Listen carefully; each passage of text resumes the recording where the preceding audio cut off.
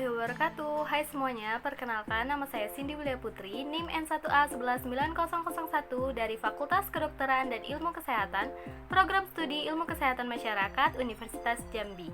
Pada kesempatan kali ini, saya akan memaparkan terkait isu gender dalam kesehatan reproduksi serta ketidaksetaraan gender dalam pelayanan kesehatan. Nah, sebelum kita masuk ke dalam pembahasan yang lebih jauh, izinkan saya terlebih dahulu untuk menjelaskan bentuk-bentuk dari diskriminasi gender itu sendiri. Bentuk-bentuk dari diskriminasi gender itu dapat dibedakan menjadi 5, yaitu pertama, ada stereotype, di mana stereotype ini adalah pelabelan negatif yang biasanya diberikan kepada individu ataupun kelompok yang sebenarnya didasarkan pada suatu hubungan anggapan saja. Yang kedua adalah subordinasi. Subordinasi berupa akibat dari bentuk stereotype itu sendiri, menempatkan perempuan pada posisi di bawah laki-laki, di mana perempuan lebih dianggap lemah, serta perempuan lebih dianggap tidak mempunyai jiwa kepemimpinan dan selalu berada di bawah posisi laki-laki. Selanjutnya yang ketiga itu ada marginalis. Marginalis adalah kondisi terpinggirkan salah satu individu ataupun kelompok. Selanjutnya yang keempat adalah kekerasan. Kekerasan berbasis gender, di mana perempuan mendapatkan serangan fisik, seksual ataupun psikologis karena pada umumnya perempuan ini cenderung lebih lemah ataupun tidak bisa bertindak keras, sehingga pada umumnya kekerasan sering terjadi kepada wanita. Selanjutnya yang kelima, yaitu beban ganda. Di mana maksud dari beban ganda ini contohnya adalah di mana perempuan bekerja lebih banyak dibandingkan laki-laki dan lebih lama waktu bekerjanya. Misalnya fungsi dari reproduktif dan peran sebagai pengelola rumah tangga.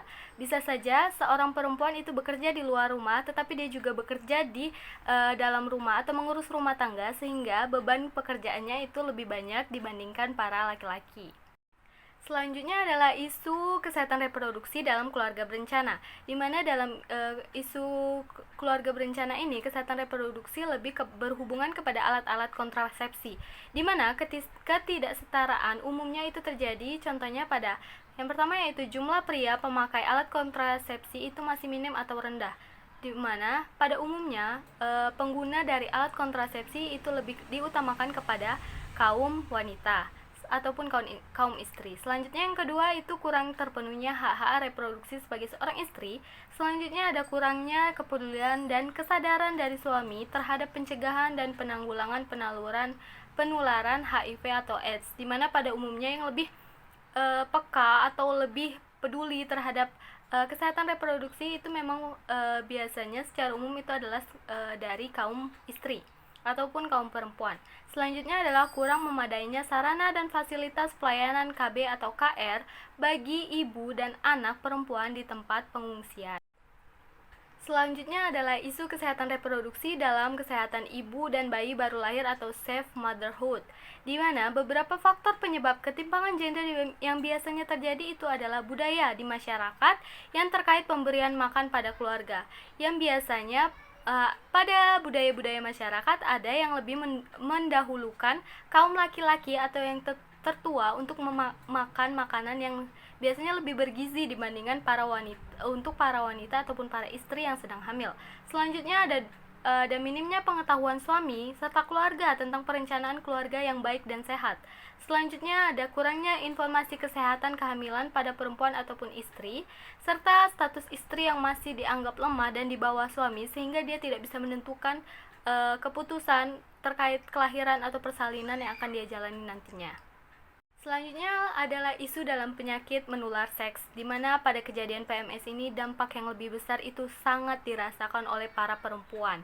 Beberapa faktor penyebabnya yaitu pengetahuan terkait PMS yang masih rendah, baik seorang istri ataupun suami masih pada masyarakat, terutamanya masyarakat Indonesia ini masih sangat kurang peduli terhadap penyakit menular seks yang ada. Selanjutnya adalah anggapan masyarakat yang membolehkan suami untuk dapat melakukan apa saja, di mana suami adalah kepala keluarga, pemimpin yang dapat melakukan apa saja sesuka hatinya tanpa melibatkan seorang istri atau mendengarkan keputusan seorang istri terlebih dahulu, sehingga ini sangat memberatkan posisi perempuan ataupun posisi seorang istri. Selanjutnya adalah rendahnya pengetahuan suami terkait penerapan seks sehat dan serta para suami ataupun laki-laki yang dominan tidak ingin disalahkan dan selalu menyalahkan para istri. Seperti yang saya bilang tadi, di mana para suami pada umumnya sangat keras kepala dan tidak suka untuk disalahkan, sehingga apabila ada sesuatu infeksi atau penyakit menular seksual itu mereka tidak ingin disalahkan dan cenderung lebih menyalahkan istrinya. Selanjutnya adalah isu gender, kesehatan reproduksi pada infertilitas. Dalam kasus infertilitas atau kemandulan ini, biasanya pihak pertama yang paling disalahkan adalah seorang istri. Beberapa penyebab faktornya adalah yang pertama adalah norma masyarakat yang beranggapan infertilitas adalah dari pihak istri.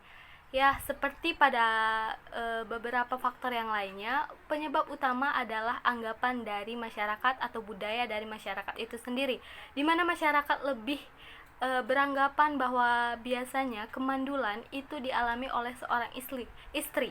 Padahal pada penelitian yang telah dilakukan itu peluang untuk terjadinya infertilitas pada laki-laki dan perempuan itu sama besarnya.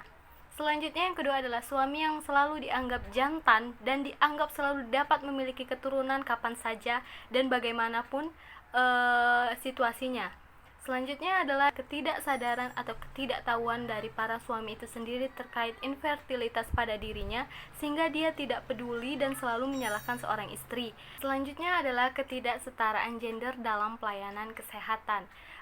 Pada materi ini pembahasannya adalah terkait dengan dalam pelayanan kesehatan di Indonesia sendiri memiliki berbagai macam budaya yang mempengaruhi akses pada pelayanan kesehatan. Seperti beberapa contoh, yaitu yang pertama adanya budaya yang menyatakan bahwa perempuan dilarang untuk menunjukkan bagian pribadi kepada orang lain, sehingga lebih memilih untuk tidak melakukan persalinan di tenaga kesehatan. Selanjutnya yang kedua adalah darah persalinan yang diyakini dapat menimbulkan penyakit bagi suami dan anak, sehingga ibu melahirkan di bagian belakang rumah, bisa saja di dapur ataupun di kamar mandi. Selanjutnya yang ketiga ada pada saat konseling KB, para istri cenderung melakukan sendiri tanpa ditemani oleh seorang suami, dimana biasanya para ibu-ibu itu cenderung datang ke puskesmas untuk melakukan pelayanan atau konseling KB itu secara individu karena alasan bahwa suaminya sibuk bekerja ataupun alasan-alasan lain, sehingga pengetahuan tentang KB itu hanya diketahui oleh seorang istri atau seorang ibu. Selanjutnya adalah minimnya pelayanan kesehatan terutama di daerah pelosok yang menyediakan KB untuk para suami yang menginginkannya. Kejadian angka pemakaian kontrasepsi di Indonesia sendiri itu menunjukkan bahwa memang dari seorang istri atau dari segi perempuan itu lebih banyak menggunakan kontrasepsi dibandingkan laki-laki. Dan jika para laki atau para suami memang menginginkan untuk melakukan KB, itu sangat jarang ada fasilitas kesehatan yang menyediakannya, terutama di pelosok-pelosok, sehingga itu mengakibatkan ketimpangan gender terhadap pemakaian KB ini masih sangat sering terjadi di Indonesia itu sendiri.